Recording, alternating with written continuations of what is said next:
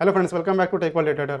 आज के इस वीडियो का हमारा टॉपिक है व्हाट इज शेयर मार्केट। सही पढ़ा आप लोगों ने, व्हाट इज शेयर मार्केट। ये बहुत बेसिक टॉपिक है, मैं जानता हूँ। लेकिन अगर मैं आपसे एक क्वेश्चन पूछूं कि व्हाट इज़ मनी, तो आपके दिमाग में इसका क्वेश्चन जो आंसर जो है कभी नहीं मिलेगा, क्योंकि आपने कभी इसके बारे में सोचा ही नहीं, और सोचा भी होगा तो 10 लोगों को पूछेंगे तो 10 आंसर मिलेंगे। तो इसी तरह से हमारा शेयर मार्केट है। अगर शेयर मार्केट के बारे में मैं किसी को पूछ दूं कि व्हाट इज शेयर मार्केट, तो 10 तरह के आंसर देंगे वो, और किसी का आंसर जो सिमिलर नहीं होगा। और शेयर मार्केट का नाम सुनते हैं हमारे दिमाग में दो चीज़ तो सबसे पहले क्लिक हो ही जाती है कि सट्टा बाजार है, जुआ है, गैम्बलिंग है।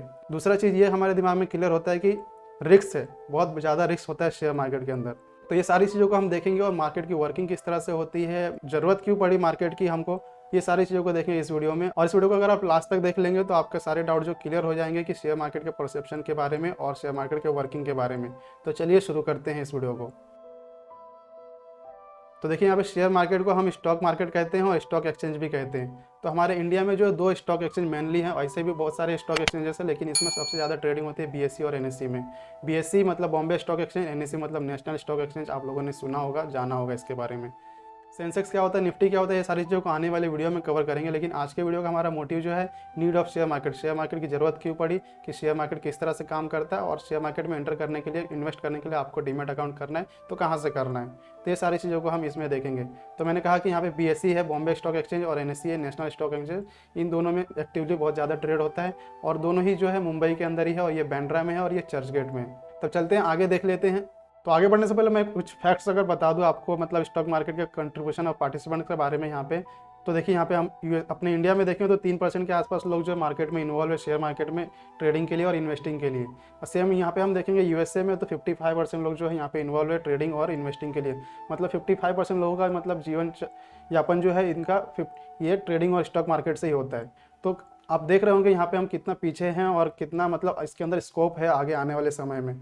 तो इसको मैं अगर एक ग्राफ से क्लियर करूं आप लोगों को, और ये 2020 का डाटा है। अगर 2021 का भी डाटा कंसीडर करेंगे तो आप देखेंगे तो ये कोरोना और पेंडेमिक के लॉकडाउन में जो है 1.5 करोड़ के आसपास का नया अकाउंट ऐड हुआ है, नए लोग मतलब ऐड हुए हैं। इसका मतलब कि ये डाटा बढ़ के जो 4.5 से 5% यहाँ पे हो चुका है, और ये आने वाले दिनों में बहुत तेज़ी से बढ़ने वाला है। तो ग्राफ के थ्रू अगर मैं बताऊँ तो इस तरह से कुछ हो सकता है। मान लेते हैं अगले 8 से 10 साल में, अभी हम यहाँ पे 3% के आसपास है, ये परसेंटेज मान लेते हैं 3% के आसपास है।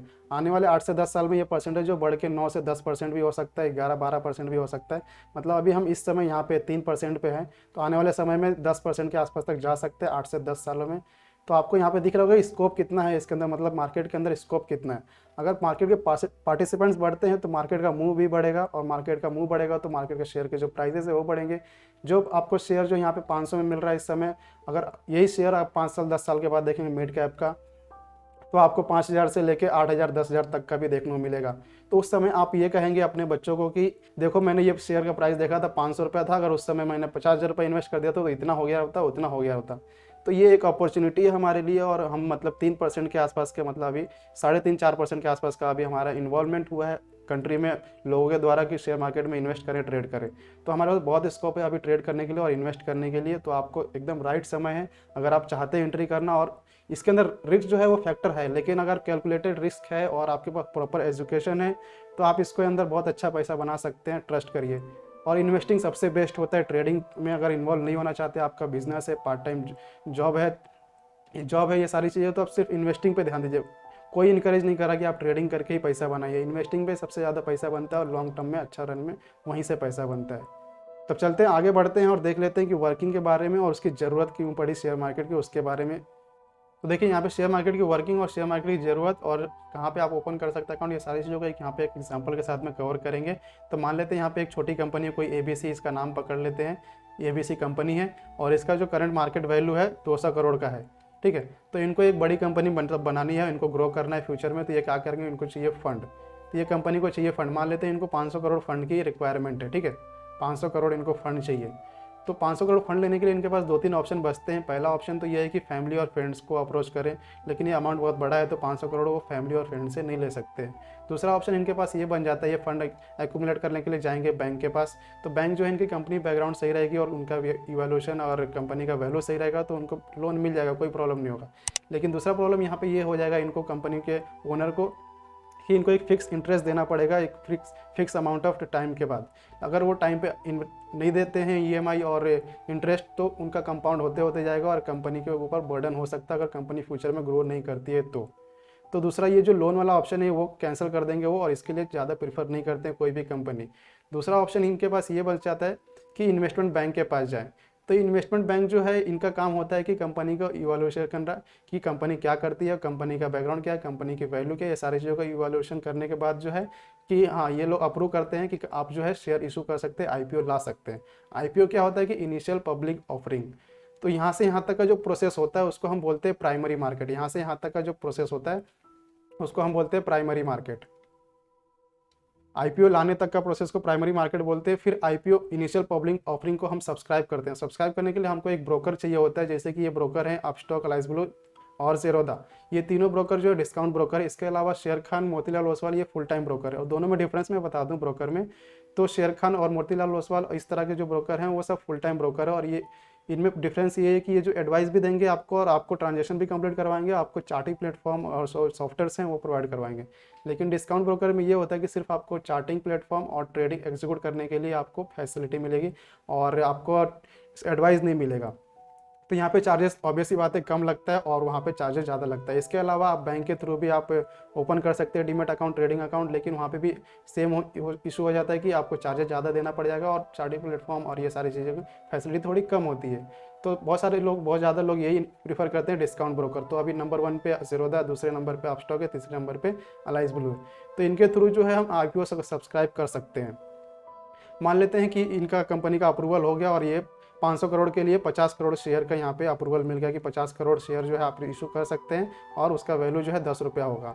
ठीक है, तो 10 रुपये के हिसाब से ये शेयर परचेस कर लेते हैं। मान लेते हैं ये जो भाई है ये शेयर परचेस कर लेते हैं। इनका नाम कुछ भी ले लेते हैं, नितिन भाई जो आईपीओ इनका ले लेते हैं। और ये इनके तरह जो है बहुत सारे लोग जो है सब्सक्राइब करेंगे तो टोटल 550 करोड़ जो शेयर है बहुत सारे लोग खरीद लेंगे, तो इनके पास 500 करोड़ जो कंपनी के पास वापस आ जाएगा। तो कंपनी के बाद 500 करोड़ वापस आ जाने के बाद क्या होगा कि कंपनी अपने काम में लगाएगी और ये कंपनी काम में लगाने के बाद ये कंपनी धीरे धीरे अपने प्रोसेस में चले जाएगी ग्रो होने के, और ये ग्रो होने भी लगेगी। उसके बाद क्या होगा कि ये सारी चीज़ें हो गई प्राइमरी मार्केट। मैंने कहा कि यहाँ से यहाँ तक का प्रोसेस था प्राइमरी मार्केट का था। लेकिन 2 से 4 दिनों के बाद क्या होता है कि इनके पास अब ये शेयर आ गया है, तो 3-4 दिन के बाद होता है कि स्टॉक मार्केट होता है। स्टॉक मार्केट में उसको लिस्ट किया जाता है। तो स्टॉक मार्केट का काम यही होता है कि वहाँ पर लिस्टिंग होने के बाद उसके बाइंग और सेलिंग का जो ट्रांजेक्शन होता है उसको एग्जीक्यूट करवाया जाए। बाइंग सेलिंग के ट्रांजेक्शन को एग्जीक्यूट करवाने का काम स्टॉक एक्सचेंज का होता है। तो यहाँ पे मान लेते हैं कि इनके पास जो आईपीओ था उन्होंने बाय कर लिया, आईपीओ सब्सक्राइब कर लिया। सब्सक्राइब करने के बाद उनके आईपीओ जो 10 रुपये पे उन्होंने लिया था, मान लेते हैं किसी भी तरह से 14 रुपये उसका रेट हो जाता है और यहाँ पे लिस्टिंग भी हो जाती है स्टॉक मार्केट में। स्टॉक मार्केट में लिस्टिंग होने के बाद क्या होगा कि इनको लगा कि नहीं 14 रुपये अब रेट हो गया है, मेरे लिए बहुत ज़्यादा हो गया है ये और मुझे बेच देना चाहिए। और मान लेते हैं इन्होंने इस तरह से जो 1000 शेयर खरीदे, मतलब 10,000 रुपये इन्वेस्ट किया इन्होंने, तो 14,000 रुपये इनका हो गया है। तो ये क्या करेंगे कि ये स्टॉक मार्केट में बोलेंगे कि मुझे 14 रुपये के हिसाब से बेचना है, तो ये स्टॉक मार्केट ढूंढेगा कि 14 रुपये के हिसाब से कौन खरीदने के लिए रेडी है। तो यहाँ पे दूसरा मान लेते हैं कोई विपिन भाई है, यहाँ पे ये जो है खरीदने के लिए रेडी है 14,000 रुपये में, ये 1,000 शेयर और 14 रुपये के रेट से। क्यों? क्योंकि इनको लग रहा है कि कंपनी और ग्रो कर सकती है। इन्होंने भी स्टडी किया और इन्होंने भी एनालिसिस किया टेक्निकल, तो इनको लगता है कि और ग्रो कर सकती है, तो ये 14 रुपये के रेट से खरीद लेंगे। तो इसमें हुआ क्या कि इसका जो 10 रुपया जो वैल्यू था शेयर का 14 रुपया हो गया। क्यों हुआ? क्योंकि यहाँ डिमांड जो सप्लाई का मिसमैच हुआ और इन्होंने मतलब 10 रुपये में खरीदा था, 14 रुपये में यहाँ पे बोली लगाया इन्होंने और यहाँ पे 14 रुपये में किसी ने खरीद भी लिया। इसी तरह से ये एक साइकिल कंप्लीट होगा, फिर से चलेगा। और मान लेते हैं इनको मतलब 14 रुपये पे लिया इन्होंने और ये 16 रुपये चलेगा, तो इनको लगा नहीं मुझे 2 रुपया प्रॉफिट और 2,000 रुपया प्रॉफिट बहुत हो गया, 1,000 शेयर लिया इन्होंने, तो ये 16 रुपये पे किसी और बायर को बेच देंगे, तो उस केस में ये सेलर बन जाएंगे। तो इस तरह से ये साइकिल चलते रहता है। तो फिर से मैं एक बार समराइज़ करूँ यहाँ पे, तो देखिए इन्होंने आईपीओ सब्सक्राइब कर लिया यहाँ पे डिस्काउंट ब्रोकर के हेल्प से। उसके बाद क्या होगा कि इनको लगता है कि रेट जो है 10 रुपये का बढ़ के 14 रुपये हो गया, तो ये 14 रुपये का रेट जो है यहाँ पे जाएंगे ब्रोकर को बोलेंगे मुझे 14 रुपये पे ये शेयर को बेच देना है अब, क्योंकि मुझे लगता है कि सफिशिएंट प्रॉफिट हो गया। तो ये ब्रोकर क्या करेगा, एक्सचेंज को बोलेगा कि हाँ 14 रुपये पे ये क्लाइंट है हमारा, इनको बेचना है। तो ये मार्केट पे 14 रुपये पे बोली लग जाएगी उस पर्टिकुलर शेयर की, और यहाँ पे देखा जाएगा कि 14 रुपये पे कौन खरीदने को रेडी है उस पर्टिकुलर शेयर को। अगर 14 रुपये पे कोई बायर मिल जाता है तो ये 14 रुपये पे ट्रांजेक्शन जो एग्जीक्यूट हो जाएगा और इनके पास ये शेयर 14 रुपये में आ जाएंगे। तो यहाँ से यहाँ क्या गया, इनके पास शेयर गया, और यहाँ से यहाँ क्या जाएगा, इनके पास फंड जाएगा। मतलब ये जो है अपना टेंशन फ्री होगा, यहाँ से मार्केट का जो शेयर था इनके पास, मार्केट इसका कंपनी का जो शेयर था इनके सर से हट गया और टेंशन जो है इनका इनके पास चलेगा। टेंशन क्यों कह रहा हूँ, क्योंकि मार्केट जो है कंपनी जो फ्लक्चुएट होती रहती है, कंपनी का अर्निंग फ्लक्चुएट होता है, उस हिसाब से इनको टेंशन नहीं झेलना। उनको 4,000 रुपये प्रॉफिट बहुत था तो इन्होंने खरीद लिया। अब ये जो क्या करेंगे कि 14 रुपये पे खरीदे हैं और ये एक ट्रेडर है मान लेते हैं, तो इनको ज़्यादा दिन रखना नहीं है। ये 14 रुपये का वैल्यू जो 16 रुपये हो गया तो ये क्या करेंगे, अगले को बेच देंगे, कोई और बायर आएगा वो बाय करेगा। तो ये साइकिल इस तरह से कंप्लीट होते रहती है और ये बायर और सेलर को ट्रांसफ़र होते रहता है शेयर। तो इस तरह से काम होती है। और दूसरी चीज़ हम यहाँ पे देखें तो देखिए यहाँ पे डिस्काउंट ब्रोकर के थ्रू ही क्यों जाना पड़ता है, क्योंकि ये इनके एजेंट होते हैं, शेयर मार्केट जो है उनके एजेंट होते हैं ये, और ये सर्टिफाई होते हैं इनके स्टॉक मार्केट के द्वारा। और सेम यहाँ पे भी उसी तरह से होता है। आप डायरेक्ट जो है शेयर मार्केट में नहीं एंटर कर सकते हैं, आपको ब्रोकर के थ्रू ही जाना पड़ेगा। किसी भी ब्रोकर के थ्रू, डिस्काउंट ब्रोकर हो, फुल टाइम ब्रोकर हो, दोनों में से किसी एक ब्रोकर के थ्रू जाना पड़ेगा। और ये सारी चीज़ों के बदले होता ये है कि यहाँ पे स्टॉक मार्केट आपसे जो है कुछ नॉमिनल चार्जेस लेगा और ये जो डिस्काउंट ब्रोकर है आपसे कुछ ब्रोकरेज लेंगे उसको एग्जीक्यूट करवाने के लिए, आपके पर्टिकुलर ट्रेड को, आपके मतलब पर्टिकुलर पार्टिसिपेंट्स को। तो इस तरह से जो है शेयर मार्केट की पूरी वर्किंग है। तो आई एम श्योर यहाँ तक तो क्लियर हो ही गया होगा कि शेयर मार्केट किस तरह से काम करता है। क्योंकि यहाँ पे कंपनी थी, इनको कंपनी को ये चाहिए था फंड इनको ग्रो करने के लिए। अगर कंपनी ग्रो कर रही है तो पूरा मतलब इकोनॉमी ग्रो हो रहा है, ये एम्प्लॉयमेंट जनरेट कर रही है, इनको सरकार को टैक्स देंगे, सरकार के पास पैसे आएंगे, ये पैसे सरकार जो योजना में लगाएगी तो एट द एंड हमारे को ही हेल्प होगा। जैसे सड़क बनवाना हो गया, कोई योजना हो गया, कोई मतलब स्कीम हो गया सरकार के द्वारा जो बार बार लाया जाता है, हमारे मतलब डिफेंस सिस्टम में जाता है, और बहुत सारी चीज़ें हैं कि मतलब एक चीज़ों की वजह से देखिए पूरा इकोनॉमी पूरा बना रहता है इसके वजह से ही। तो इस वजह से इसकी ज़रूरत पड़े।